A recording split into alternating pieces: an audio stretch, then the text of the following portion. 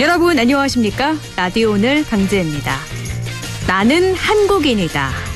요사이 전 세계 개발자들이 갑자기 이렇게 외치고 있습니다. 인앱 결제를 규제하는 소위 구글 갑질 방지법이 세계 최초로 우리 국회에서 통과됐기 때문인데요. 구글이나 애플과 같은 앱 마켓 사업자가 이 개발자들이 만든 앱을 자신들의 마켓에서만 결제하도록 고액의 수수료를 챙겨왔습니다. 가령 스마트폰에서 사용할 앱을 1,000원에 샀다면 그 가운데 300원은 애플이나 구글이 가져간 건데요. 앱 개발자들 당연히 불만일 수밖에 없었겠죠. 이런 행위를 못하게 하는 법안이 세계에서 최초로 우리나라에서 통과가 됐습니다. 전 세계 개발자들이 나는 한국인이다 라면서 환호하는 이유입니다. 아무쪼록 구글 갑질 방지법이 콘텐츠 개발자들의 의욕을 북돋워서 우리나라에서도 더 훌륭하고 가치 있는 앱이 많이 개발되면 좋겠습니다. 9월 3일 금요일 라디오 오늘 광고 듣고 시작합니다.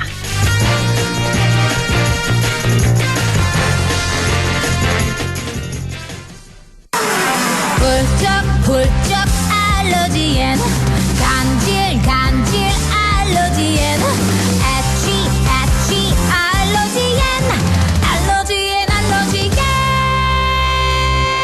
알러지엔 지르텍. 약국에서 찾으세요. 유한양행 수입 한국 UCB 제약. 롯데키슬이 디자인한 프레스티지 시티라이프. 그 첫 번째 만남은 고양화정 루미니입니다. GTX 개발 호재로 서울은 더 빨라지고 공원, 마트, 초중고를 더 가까이. 고양화정 루미니 1670-9611. 시공 롯데건설. 2002안은 특별합니다. 트리플 환승역 추진 중인 후발력이 빠른 이안. 개발 호재를 노리는 이안. 비규제 지역 속 주목받는 이안. 이안에서 착한 가격으로 해버 굿타임. 이안 커스티엄 2000부발 10월 오픈 예정. 1811-8176 대우산업개발. 9월 3일 금요일 라디오 오늘 1부는요. 성공회대 최진봉 교수와 함께하는 시간이죠. 한 주간의 시사 이슈 진단해보는 최진봉의 시사포커스 잠시 후에 만나보겠습니다. 또 2부 이슈 오늘에선 제로 플라스틱 캠페인 여러분 들어보셨나요? 플라스틱 없는 삶을 실천하는 분들인데요. 잠시 후에 경북 지속가능발전협의회 권보성 사무국장 연결해서 이야기 나눠보도록 하겠습니다. 또 LNS 자산운용 조진희 이사와 함께 부동산에 관한 궁금증 풀어보는 조진희의 부동산 매거진 이어집니다.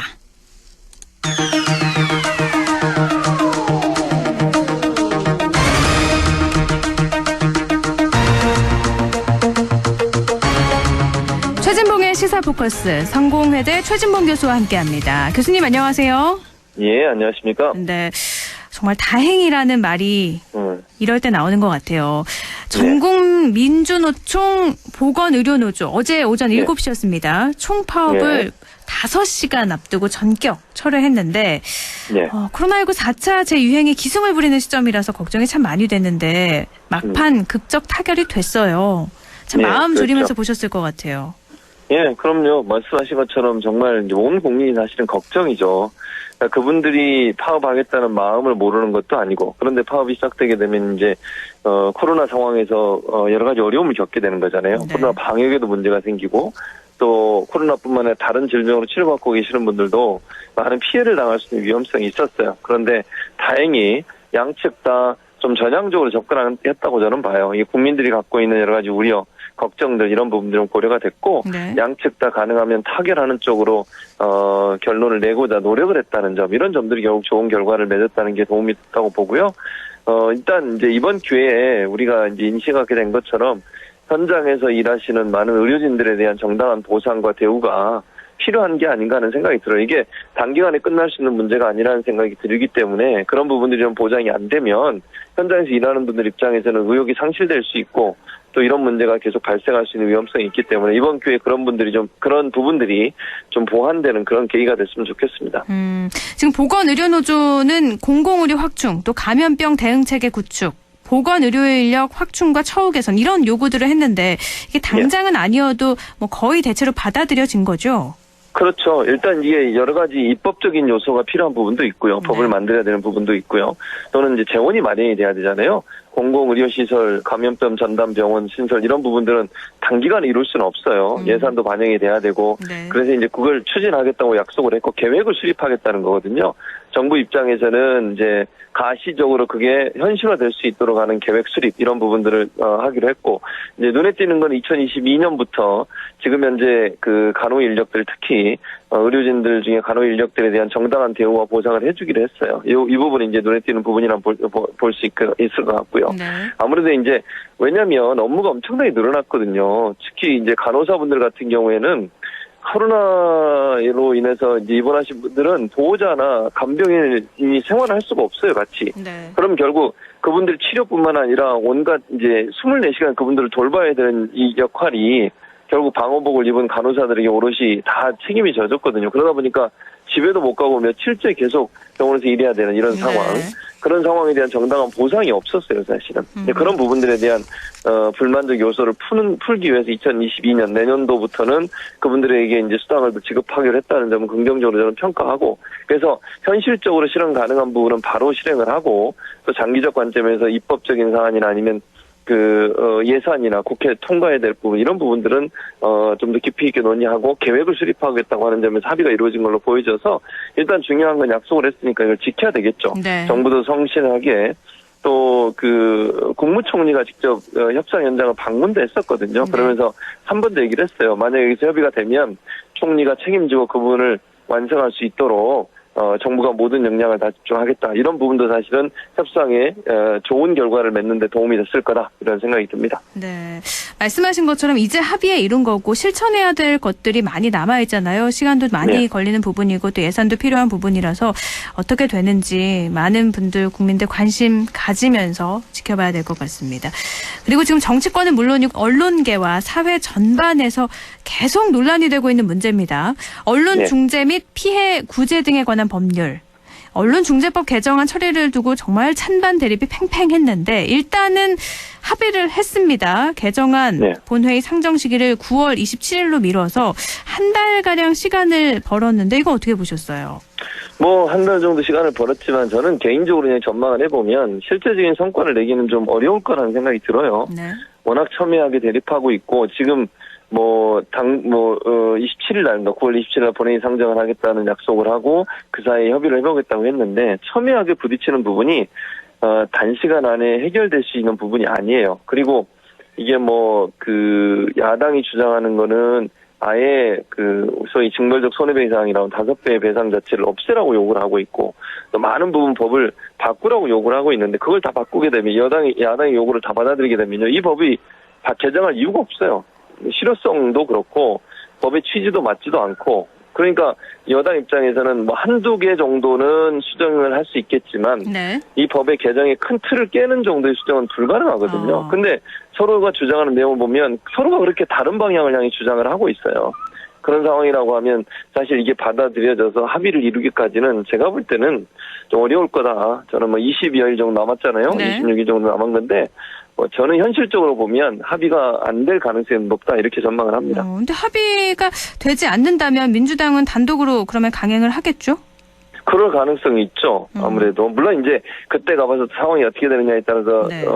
변화가 있을 수는 있겠지만 민주당은 아마 강행 처리를 할 겁니다. 왜냐하면 야당이 주장했던 것 중에 하나가 논의할 시간을 달라. 그것도 야당이 주장했던 부분이거든요. 네. 그래서 그 부분을 어느 정도 수용했다.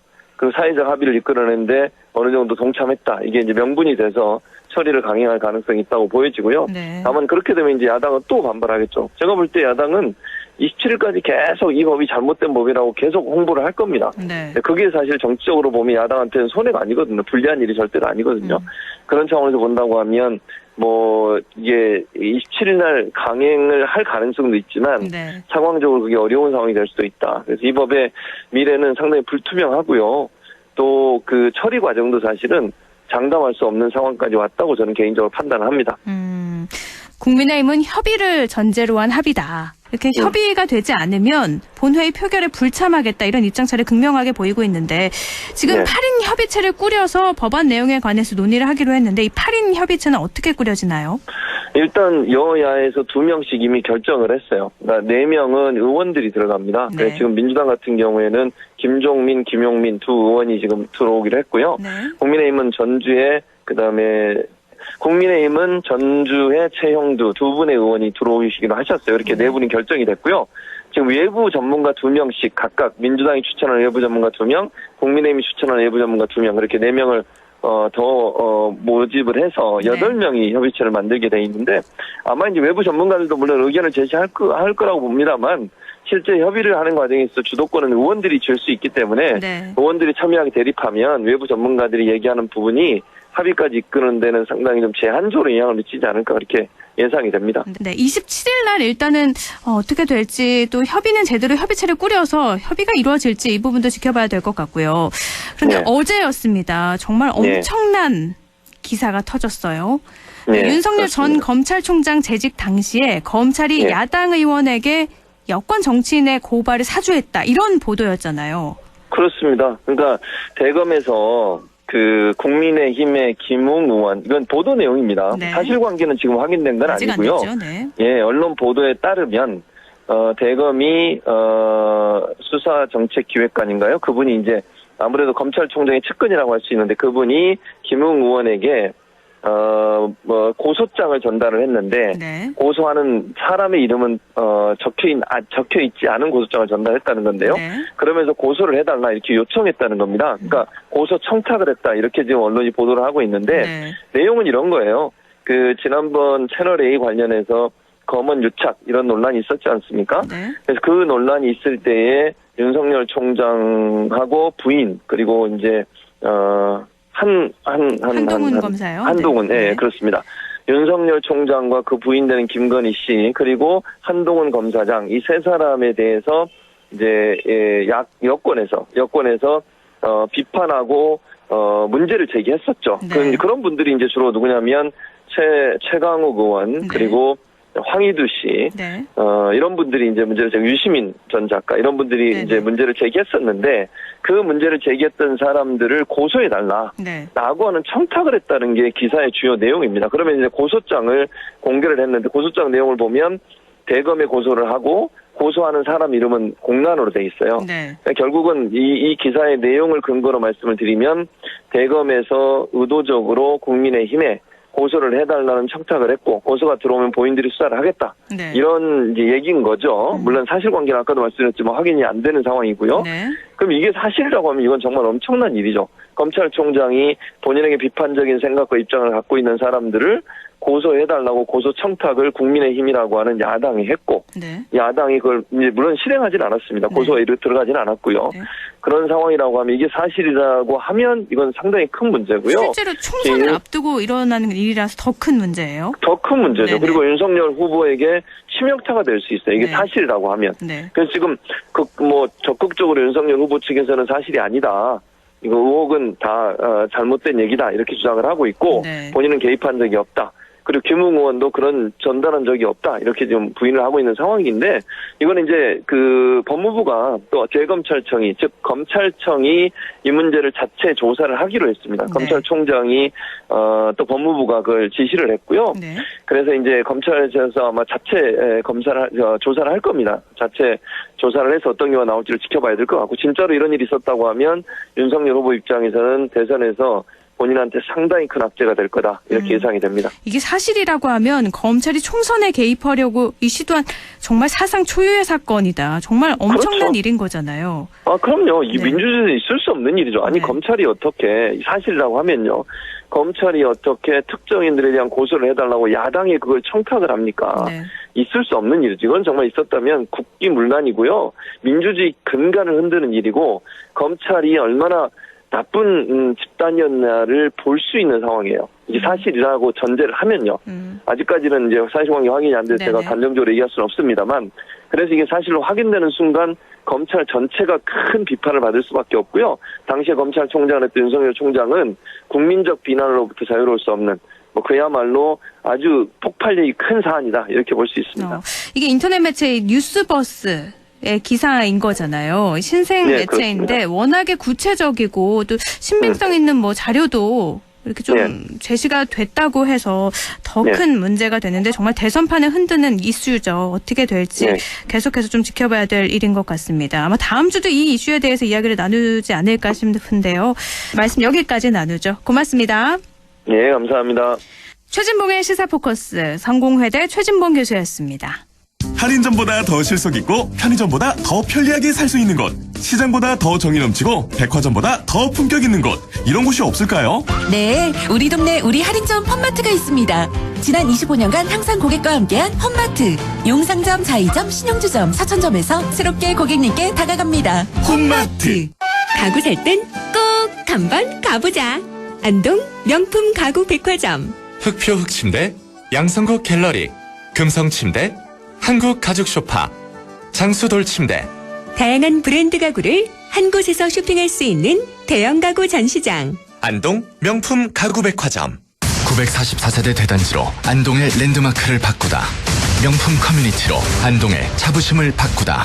착한 분양가로 안동의 프리미엄을 바꾸다. 안동, 그 위대한 변화의 시작. 안동 영무의 다음 포레스트. 9월 오픈 예정. 1588-7349 영무토관. 예, 며느라. 밥 했어? 설거지 했어? 쓰레기 버렸어? 청소했어? 빨래했어? 개밥 줬어? 아들 낳았어? 딸 낳았어? 아무것도 안 하고 싶다. 이미 아무것도 안 하고 있지만 더 격렬하게 아무것도 안 하고 싶다. 지금은 그냥 라디오만 듣고 싶다. MBC 라디오. MBC 라디오. 라디오 청취자 10명 중 4명이 듣는 방송. 국가대표 라디오 MBC 라디오.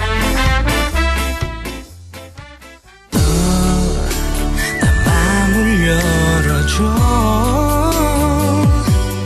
다가가 나 속삭이도록. 언제나 내 생각으로 행복해야 해요.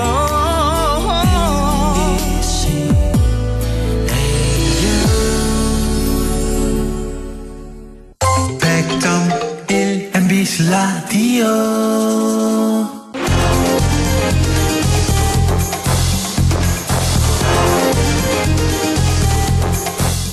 여러분께서는 지금 시사정보 프로그램 라디오 오늘을 듣고 계십니다.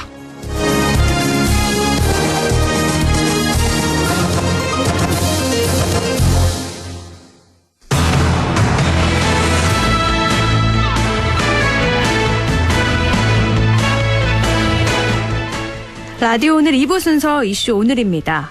플라스틱 없는 삶 가능할까요? 석기 시대, 청동기 시대, 철기 시대를 거쳐서 인류는 이 플라스틱 시대를 살고 있다고 할 정도로 플라스틱이 없는 일상 상상조차 되지 않는데요. 그런데 이 플라스틱 공해가 안겨주는 문제점이 상당하죠. 현재 우리 지역에서도 이 플라스틱 없는 일상을 꿈꾸며 제로 플라스틱 캠페인 펼쳐지고 있는데요. 경북 지속가능발전협의회 권보성 사무국장 연결해서 이야기 나눠보도록 하겠습니다. 권보성 사무국장님 안녕하세요. 네, 안녕하십니까. 예. 네. 먼저 궁금한 게 있는데 이 지속가능발전 이 개념부터 좀 짚고 넘어가죠. 정확히 지속가능발전 이게 무슨 뜻입니까? 지속가능 발전은 그 다음 세대를 위해서 그 이제 자원 낭비와 환경을 파괴하지 않고 네. 좀 더 나은 세계를 만드는 것이고요. 사회, 경제, 환경을 이제 모두 다 고려하면서 네. 후손들도 살아갈 수 있도록 유지하는 것을 의미합니다. 보통 우리가 지속가능 발전을 얘기할 때 네. 환경 문제와 그다음에 이제 경제적인 성장을 중심으로 얘기하는데요. 예를 들면 이제 경제 활동으로 온실가스가 배출되고 그리고 이제 그 지구 온난화가 발생해서 기후 변화가 발생해서 그 이제 생물들의 생존이 위험하게 되는 거지 않습니까? 네네. 근데 최근에는 이제 그 환경과 경제뿐만 아니라 이제 사회 부분을 통합해서 이야기를 하거든요. 그래서 그동안 소홀히 다루었던 이제 그 정책이라든가 인권, 빈곤, 뭐 일자리, 기술 개발 등 이런 사회적인 문제를 포함을 해서 네. 그 지속가능 발전을 얘기하고 그러면은 이제 온실가스를 줄이는 기후 변화 대응이라기보다는 뭐 폭염과 한파에 취약한 노약자를 상대로 한 기후 변화 대응책 그리고 플라스틱 문제도 이제 그 기업들에게 이제 지속가능 경영 이라든가 그리고 이제 지역의 공동체적인 부분을 생각하면서 뭐 제로 웨이스트 샵을 이제 활성화하는 방안을 고민한다든지 그리고 저희처럼 이제 그 SNS로 시민들의 이제 직접적인 실천과 참여를 이끄는 이제 사회 운동으로 확산하는 방향으로 이제 지속하는 발전이 이렇게 개념이 나오고 있습니다. 환경적인 부분뿐만이 아니라 사회적인 부분까지 포함한 거잖아요. 네, 맞습니다. 그 지속 가능 발전을 위한 목표를 이행하고 또 실천하는 곳이 경북 지속 가능 발전 협의회인 거고요. 네, 맞습니다. 이 경북 지속 가능 발전 협의회에 대해서도 조금 더 자세히 알려주시죠. 지속 가능 발전 협의회는 그 지속 가능 발전 목표를 이행하고 실천하는 거버넌스 기구이거든요. 네. 예, 거버넌스는 이제 전통적인 어떤 관료주에 의한 그 통치 행정이 아니고 다양한 사람들이 함께 참여하는 민과 간이 협력하는 공공행정의 방식이고요. 네네. 우리 지역의 경제, 사회, 환경적인 부분을 통합해서 이제 목표를 설정하고 그 목표를 이행하기 위해서 실천을 하는 단체라고 생각하시면 될 것 같습니다. 지속 가능 발전을 위해서 그리고 이런 목표를 이행하고 실천하기 위해서는 우리 생활의 변화가 꼭 뒷받침이 돼야 되는 거잖아요. 네, 네. 이 경북 지속 가능 발전 협의회는 그러면 어떤 목표를 딱 가지고 있나요? 먼저 지속 가능 발전 목표는 이제 저희가 먼저 만들어낸 건 아니고 네. 2015년에 유엔 총회에서 세계 인류의 이제 지속 가능을 위해서 17개의 목표를 만들었어요. 그리고 그 뒤이어서 이제 그 대한민국도 국제사회의 어떤 공동 목표 달성에 기여를 하고 한국 사회의 문제 해결을 위해서 17개의 국가 지속 가능 발전 목표를 수립했습니다. 네.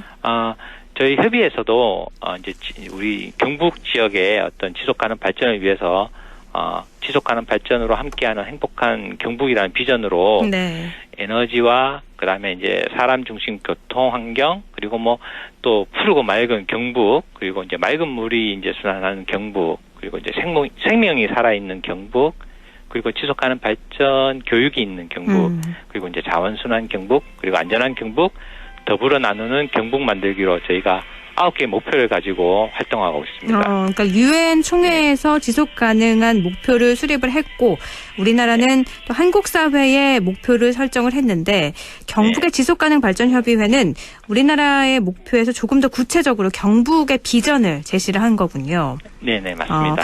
예. 또 지난달 16일부터 제로 플라스틱 캠페인 진행하고 있다고 들었는데요. 네. 이건 역시 지속 가능 발전의 일환일 것 같은데 제로 플라스틱 캠페인. 그냥 플라스틱을 사용하지 않는다 이런 건가요? 최근에 저희 그 코로나19 때문에 이제 플라스틱 사용량이 갑자기 증가되었지 않습니까? 네. 그래서 이제 한 사람의 어떤 실천만으로는 플라스틱 사용량이 이제 줄어들기 힘들고 네. 그런데 이제 우리가 캠페인으로 이제 참여하고 시민 운동으로 이걸 확산을 시킨다 된다면 이제 기업과 많은 가게에서도 문제 인식을 하고 동참하지 않을까 해서 저희가 플라스틱 없이 2달 살아보기를 주제로 하고 네. 포항과 경주 안동에서 40여 명의 도민 실천단을 모집해서 제로 플라스틱 캠페인을 시작하게 되었고요. 네네. 그 이제 캠페인 방법은 이제 2달간 플라스틱 없이 살아보는 과정을 갖다가 그 이제 실천 활동을 이제 본인 SNS에서 올리고 그리고 SNS에 올릴 때 이제 제로 플라스틱이라든가 뭐 플로깅, 탄소 중립 같은 관련된 용어들을 해시태그 해가지고 이제 올려주는 방식으로 그렇게 이제 진행을 하고 있습니다. 그 캠페인 내용이나 실천 내용 너무나도 좋은데 사실 2달 동안 플라스틱 없이 생활이 가능할까? 이 주변만 둘러봐도 온통 플라스틱인데요. 이게 실천이 가능한 목표인가요? 이게 처음부터 이제 플라스틱을 완전히 배제하고 살아가기가 쉽지 않고 그리고 이제 뭐 플라스틱을 대체할 수 있는 물품이 있으면 모르겠지만 현실적으로 그걸 완전히 배제할 수 없잖아요. 그렇죠. 예, 그래서 저희가 이제 개인 수준에 맞게끔 그 목표 단계를 설정해 주었거든요. 그래서 1단계는 이제 생수병 없이 살아보기로 했고 그거 이제 그 1단계에서 조금 더 나아가서 2단계로 생수병과 일회용 빨대를 이제 사용하지 않기. 그리고 3단계는 이제 생수병, 일회용 빨대, 플라스틱 일회용 컵 사용하지 않기. 그리고 이제 4단계는 3단계와 함께 비닐봉지를 사용하지 않기. 그리고 5단계는 4단계와 함께 이제 일회용 배달 음식 용기를 사용하지 않기. 네. 예. 이렇게 해서 이제 저희가 이제 시작을 했고요. 쉽게 이제 플라스틱을 줄일 수 있는 방법으로 의지만 있으면 누구나 할 수 있다고 생각을 합니다. 의지만 있다면 가능하다. 그러니까 1단계부터 5단계까지 어떻게 보면 레벨업 해가지고 5단계쯤 가면은 거의 플라스틱 환경에 영향을 주지 않을 만큼 그렇게 생활을 한다는 건데 또 요즘에 플로깅이라는 것도 유행이잖아요. 예. 네. 플로깅. 예. 플로깅은 이제 줍다라는 말과 조깅과의 합성어인데 이제 그 조깅을 하면서 쓰레기를 줍는 네. 운동이에요. 예. 그래서 이게 스웨덴에서 이제 시작을 했는데 세계적으로 지금 확산이 되고 있고 네. 우리나라에서는 이제 줍깅이라는 용어로 많이 쓰이고 있죠. 아, 줍깅이요? 예, 네. 예, 네. 이렇게 많이 줍깅이라는 말은 처음 들어봤는데 달리면서 워낙 요즘 달리는 인구가 늘다 보니까 그냥 달리는 게 아니라 쓰레기도 주우면서 환경 보호에 참여를 하면서 운동까지 챙기는 캠페인인 거죠. 근데 이렇게 플라스틱 없이 살아보기 실천을 하는 이유는 플라스틱의 폐해가 그만큼 심각하다는 말이잖아요. 어느 정도나 심각한가요? 플라스틱의 문제점은 이게 분해가 500년 이상 걸리고 그리고 이 분해가 안 되는 플라스틱의 생산량이 이제 급증하고 있지 않습니까? 네. 예. 그런데 이제 이게 가격이 너무 싸고 그리고 이제 분해는 잘 안 되는데 이제 재활용되는 게 또 적습니다. 네. 그래서 그 시민분들은 이제 분리배출 표시만 있으면 다 재활용되는 줄 알고 있는데 실제로는 그렇지 않고요. 그럼 그 분리배출 표시가 있어도 재활용이 안 되는 게 많다는 말씀이세요? 예, 맞습니다. 예, 예. 이게 그 소재도 다 각기 다른 소재이고 농민들도 다르기 때문에 이제 분리수거하는데 인력과 비용이 들어가고요. 똑같은 플라스틱이라고 하더라도 소재가 다를 수도 있는 거군요. 네네. 그래서 이제 재활용되지 않고 매립 또는 소각되는 게 현실이고요. 네. 그리고 이제 버려진 플라스틱이 이제 바다로 흘러가면은 미세 플라스틱이 되고요. 예. 우리가 섭취하는 미세 플라스틱이 일주일간 이제 신용카드 한 장 이고 뭐 한 달에 이제 칫솔 1개 정도 분량이라고 하더라고요. 그렇게 많이 돼요? 한 명이요? 네. 한 명이 일주일간 신용카드 하나 정도는 계속 먹고 있는 거라고요? 네. 이게 배출이 되긴 하는데 이제 초미세는 이제 축적이 된다고 봐야죠. 네. 네. 그리고 이제 이게 통계적으로 봤을 때 이제 한국 같은 경우에는 한 사람이 이제 130kg 정도의 플라스틱을 사용을 하고요. 평생 동안 먹는 플라스틱 양이 130kg. 아니요, 먹는 건 아니고 사용하는 양. 사용하는 거예요. 깜짝 놀랐네요. 네. 그리고 이제 그게 이제 세계 평균은 50kg 정도이고, 네. 예, 가까운 일본도 65인데 네. 이제 저 한국은 이제 130kg 정도의 이제 플라스틱을 사용하고 있고요. 그리고 1인당 연간 비닐봉지 사용량이 이제 세계 1위입니다. 예, 2015년 기준으로 해서 1인당 420개를 사용한다고 하더라고요. 네. 예, 이렇게 이제 플라스틱이나 뭐 비닐봉지 같은 것도 많이 사용하고 특히 요즘에는 이제 코로나19 때문에 배달 문화가 발달되면서 코로나 전보다 한 15% 정도 급증했어요. 네. 플라스틱 쓰레기가요. 예. 그래서 지금 환경적인 면에서 플라스틱 사용량이 늘어가지고 큰 문제가 되고 있습니다. 우리나라가 다른 나라에 비해서 플라스틱을 왜 이렇게 많이 사용할까요? 이제 아무래도 편리하다 보니까 저희는 뭐 그런 배달 문화라든가 어떤 그런 게 이제 굉장히 발달돼 있어서 굉장히 많이 쓰는 것 같아요. 예. 환경에 대한 인식보다는 배달의 편리성 때문에 플라스틱을 무의식 중에 더 많이 사용하게 됐던 거군요. 예, 그리고 이제 기업에서도 좀 포장 같은 게 좀 과대 포장이라고 해야 되나요? 맞아요. 이런 게 좀 심각하죠. 예. 이런 운동에 환경을 함께 보호하는 캠페인에 많은 분들이 참여해줘야 되는 거잖아요. 네. 그러면 끝으로 청취자분들께 좀 다 같이 함께 합시다. 이런 말씀 전하고 싶으실 것 같아요. 예. 우리 사회에 이제 플라스틱이 이제 조금이라도 줄어들기 위해서는, 사실 근본적인 부분에서부터 이제 변화가 일어나야 된다고 생각을 하고 있고요. 예, 기업들도 이제 ESG라고 해서 요즘 이제 친환경 지속 가능 경영을 이제 하고 있는데 플라스틱을 쓰지 않도록 불필요한 포장을 좀 제거하고 환경을 생각하는 물건을 만들어 주셨으면 좋겠고, 자영업 하시는 분들도 일회용품보다는 다회용 용기로 이제 조금 바꿔주셨으면 좋겠고, 이 방송을 들으시는 분들도 일회용 비닐봉투보다는 장바구니와 그리고 카페 같은데 갈 때에도 텀블러를 꼭 들고 다니시고 그리고 이제 배달 음식 시킬 때도 간단하게는 나무젓가락이나 뭐 일회용 수저 같은 거는 요구하지 마시고 네. 예 대나무 칫솔이라든가 고체 치약 같은 것도 사용하는 것도 이제 그 플라스틱을 줄일 수 있는 좋은 방법이 된다고 생각합니다. 네, 생활 속의 작은 실천이 이렇게 환경을 보호하는 일이잖아요. 거창하게 생각할 게 아니라 그냥 단순히 물 마실 때 텀블러 하나 갖고 다니는 그런 노력 정도는 우리가 다 실천을 해야 되지 않을까 싶습니다. 오늘 말씀 고맙습니다. 네, 감사합니다. 경북지속가능발전협의회 권보성 사무국장이었습니다. 라디오 오늘에서는 청취자 여러분의 참여를 기다리고 있습니다. 우리 지역에서 발생한 사건 사고 소식이나 함께 토론하고 싶은 내용을 안동 MBC 홈페이지 라디오 오늘 게시판에 올려주시기 바랍니다. 전화와 문자 참여도 하실 수 있습니다. 전화는 851국에 7191번, 문자는 샵 0913번으로 보내주시면 됩니다. 문자는 단문 50원, 장문 100원의 정보 이용료가 있습니다. 여러분의 많은 참여 바랍니다.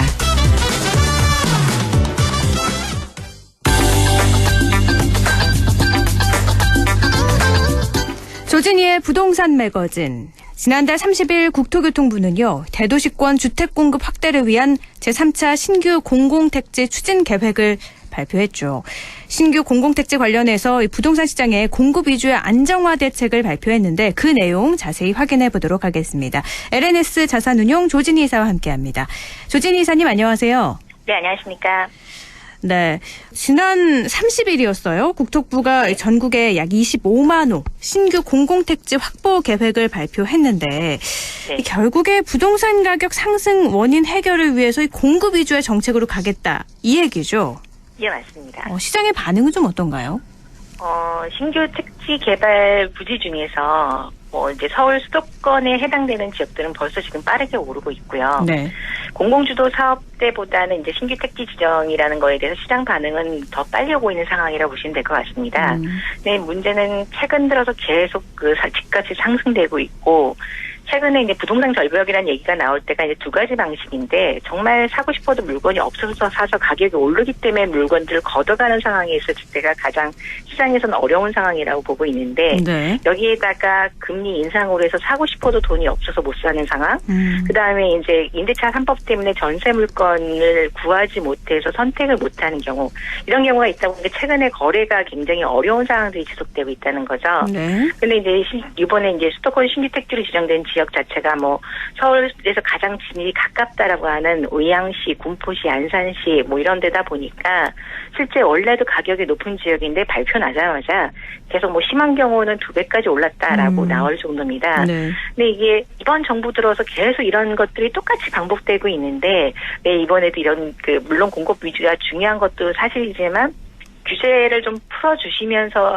같이 해 가셔야 되는데, 네. 예, 여전히 아쉬운 상황이라고 보고 있습니다. 그러니까 주택 가격을 잡으려면 규제를 풀어주면서 이렇게 공급을 늘려야 되는 건데 규제는 그대로 두고 공급만 늘리고 그것도 수도권 위주의 이미 비싼 가격에 있는 지역을 또 선정을 하니까 더 문제가 된다 이런 말씀이신 거죠? 그렇죠. 그리고 이미 가격이 올라 있는 상태에 오를 수 있는 요건들을 갖고 있는 데다가 네. 말씀드린 것처럼 규제 해제라는 게 저희가 계속 무료 한 장 풀어주라는 게 아니라 실수요자들이 최소한 전세 물건을 찾을 수 있게끔 전세대금의 대출을 좀 풀어준다거나 아니면 이제 실질적으로 지금 LTV, DTI 다 규제 막아 놓으시고 담보대출까지 안 되게끔 막아 놓으시다 보니까 결국에는 돈 있는 분들만 사실 수 있는 시장을 또 만들어 놓으니 시장이 점점 역화되는 상상인 거죠. 그래서 이거는 좀 아니지 않느냐. 자꾸 이제 그 얘기를 할 수밖에 없는 상황이라고 보시면 될 것 같습니다. 이번에 신규 공공택지 3차 입지로 의왕, 군포, 안산, 화성, 진안, 인천 9월, 화성, 봉담 이렇게 수도권 7곳 하고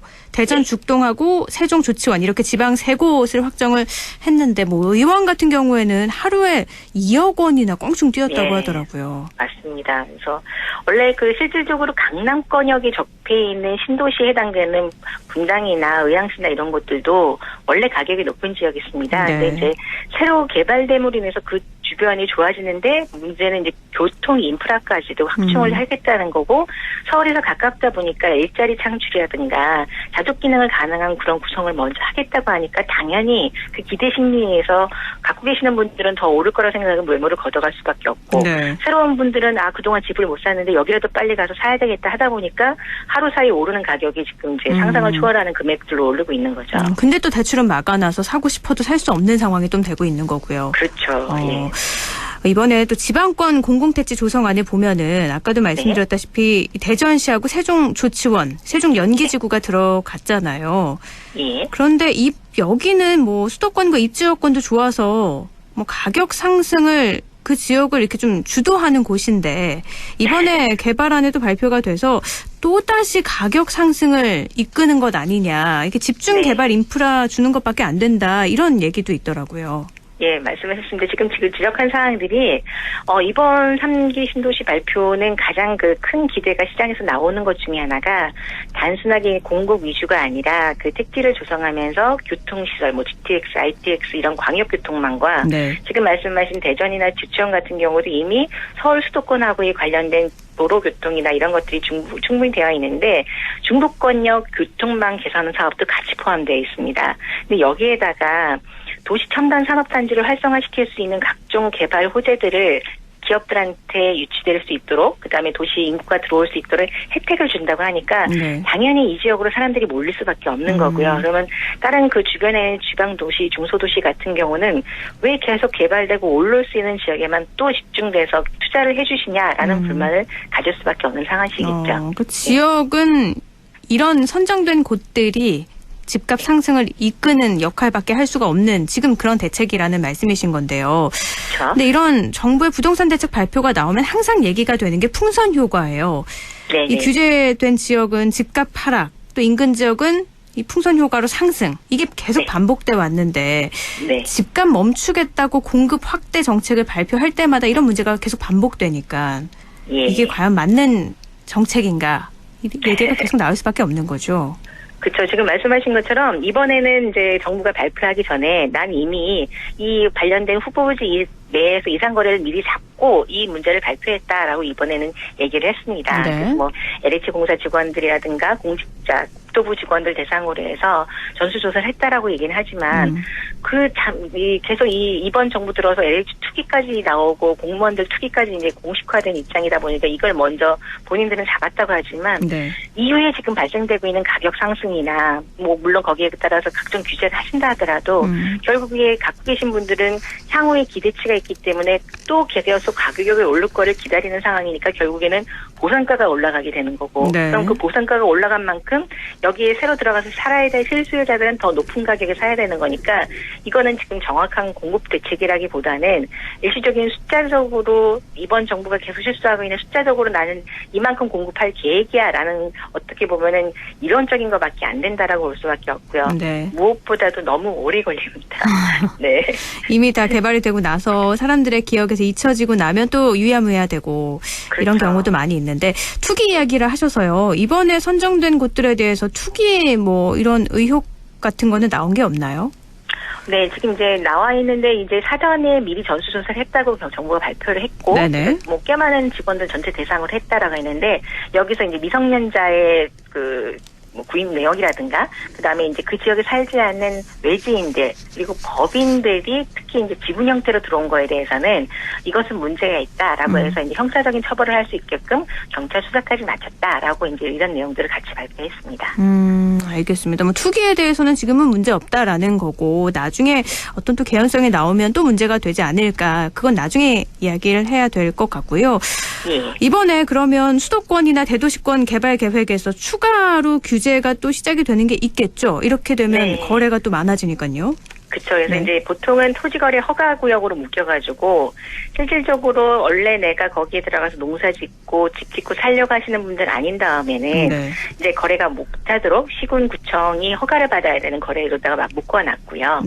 무엇보다도 이제 제일 많이 하는 것들 중에 저희가 지분 쪼개기라는 형태가 있습니다. 그래서 예를 들어서 내가 단독주택을 갖고 있는 1층 집이었는데 2층에다 무단 증축을 해놓고 나중에 이제 보상받을 목적으로 벌금을 내면서 5년 정도 지난 다음에 현실화시키는 이런 어떻게 보면 지분 쪼개기 개인적으로 하시는 분들도 계시고요.